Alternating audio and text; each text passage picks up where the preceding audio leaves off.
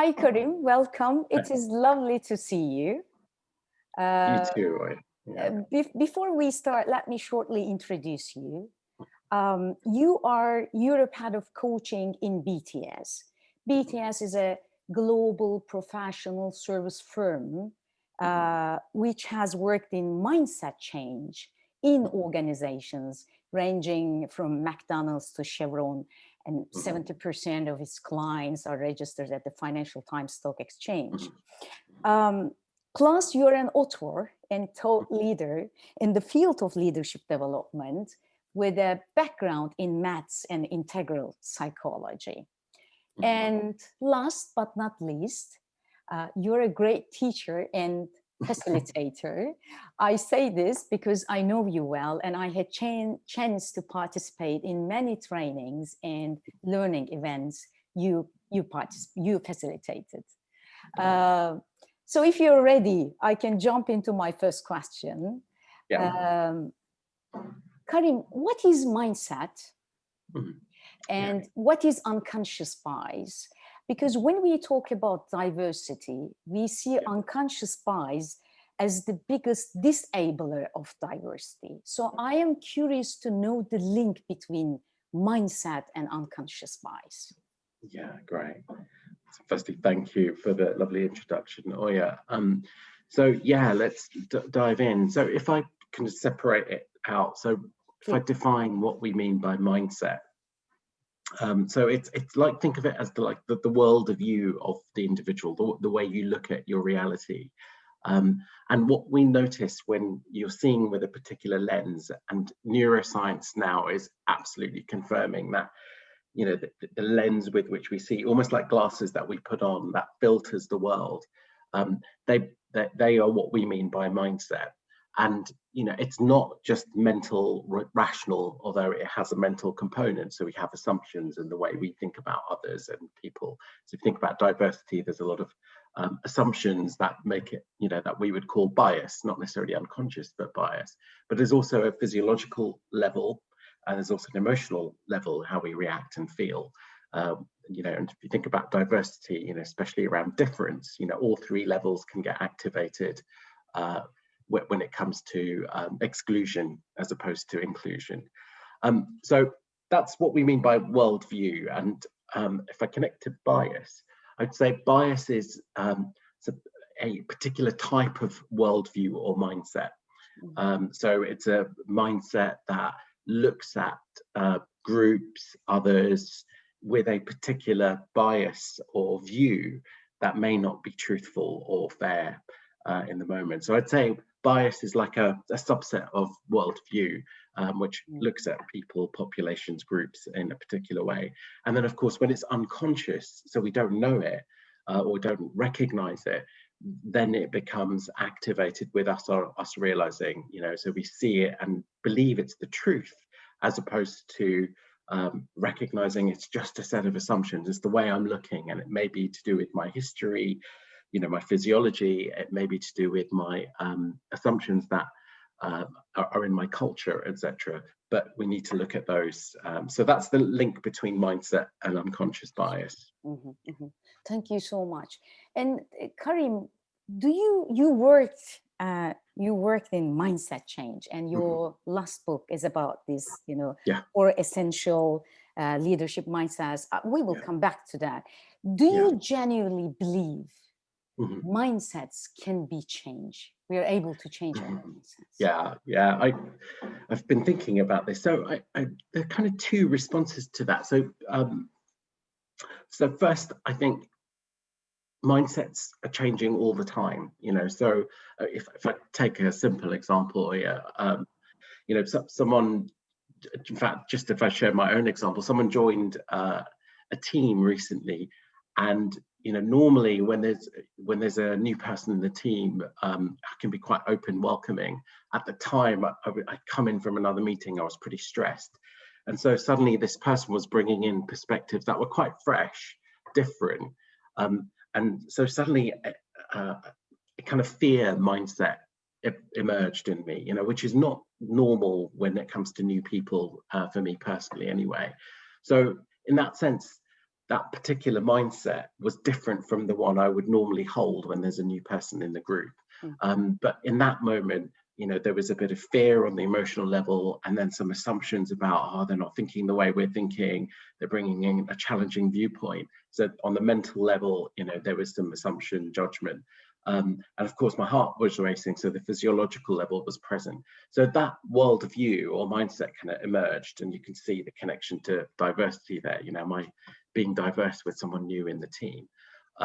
So I'd say one way of looking at it is that we have multiple ways of looking at the world in ourselves, and so we can shift. You know, driving a car is a good example. You know, one minute we're driving peacefully, next minute we're, you know, in rage, you know, wanting to annihilate the driver.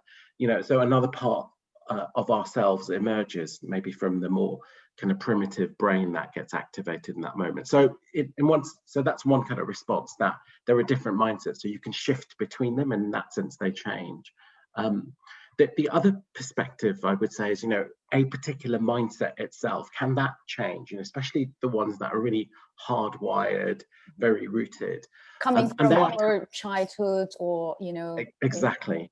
Childhood, I mean, what I would say is that it could be childhood, yeah, upbringing, culture, it could be experience. National culture can play an important role. Big impact.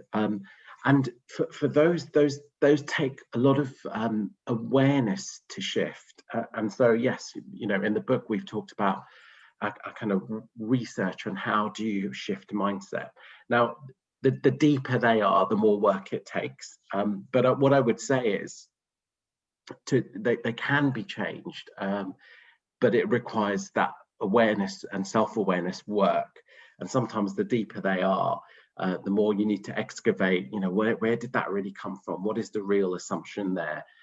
Is it really true? You know, and start to challenge the mindset itself. So I think a mindset in particular, especially biased ones, take time to change. And in part, it's because, you know, the brain is wired to protect itself. It likes to group things. So to become aware of that and bring that to the surface and then not act on it takes time. But our experiences, they can be changed, but those ones can take time and requires, you know, the courage to face into some of those views that we hold for time. Karim, another question has just come to my mind. How do you understand, as a coach, you know, as an author, as a, you know, leadership specialist? How do you understand that someone has got a deep level, very question. deep, strong?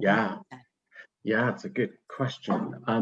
So I think when I work with someone, you can recognize. So let me give an example. So you know, working with a leader, you know, who, for example, you know, presented with, you know, I get particularly, so I'm just thinking about someone I was working with last year, and they would get particularly triggered by male authority figures. So, you know, initially we kind of looked at it and said, okay, well, what's the trigger that happens? What's the judgment? What's the worldview that erupts? You know, and she certainly started to feel small in the face of a male authority figure. And what, you know, as we looked at it, what indicated the depth of the change was it went back to her, you know, history around working, you know, around the relationship with the father. Now, with coaching, you don't work in a therapeutic way, but what was happening was that past experience was in, you know, and the worldview that emerged around male authority figures was being played out in the moment. So how did I know that it was deeper? I think what I noticed was that the depth of the feeling indicated that, okay, that this is not simple. It's not something as, hey, come on, snap out of it, it's okay. So I think there was the depth of the feeling. There was the attachment to the thought. So this man is, you know, and the moment I see an assumption that is absolutely black and white, immediately you're thinking, okay, is there something quite hardwired around this space? And then the physiological reactions were really strong as well. So I think when there's a stronger sense of emotion, more attachment and strength to the assumption, there's a tendency that it can be quite deep rooted and may take a lot more time. Now, you don't have to work therapeutically. If there's trauma, of course, you need to suggest a therapist to work with. But you can work in the moment. Actually, what is going on there around that worldview that's emerged? How do you test it out for truth? Maybe there's a truth that authority figure was playing a power game, but how can she step into her power to respond to it, as opposed to default into playing a particular role in that dynamic? So yeah, I'd say the strength of the mental, emotional, physiological dimension tells me the sense of the depth around it. And how do we shift our mindset around diversity? Yeah, great question. I mean, when I look at diversity, I mean, there are so many dimensions, and I think there are three key ones that are worth bringing, and then I can talk about shifting them. When there's something new, there's a natural response of protection. Like if I look at my children, when there's a new food or a new person in the house, there's a natural response to be a bit fearful of the unfamiliar. So there's that dimension to address when you're talking about change. There's a threat to identity. So there's a group, whether that's race, gender, religion, culture. There's a threat to an identity when that group comes into your sphere, and suddenly you want to push it away. So there's a threat to identity at the heart of diversity. And then there's also, I think, from a brain point of view and a kind of historical point of view, that the brain has a capacity or a preference for grouping. We've got a tribal history in our collective past. So we formed tribes where our land or our own identities were under threat by other groups, and so you created this kind of natural propensity to group and then survive within that group or protect that group. You see that in the animal kingdom. So if I think about those three very critical elements that are part of the unconscious bias that can come up if we're not aware of it, then I think there are two ways of working with kind of shifting the mindset, as you say. A very simple but very profound one is based on research that I was reading last year on, if anyone wants to look at this, it's by a guy called Bergman. He wrote a book called Human Kindness, and within the book, Humankind, should I say, and in the book, he looks at all the research. People do diversity training and workshops and e-learnings and all of this fun stuff, and says they actually don't have much of an impact.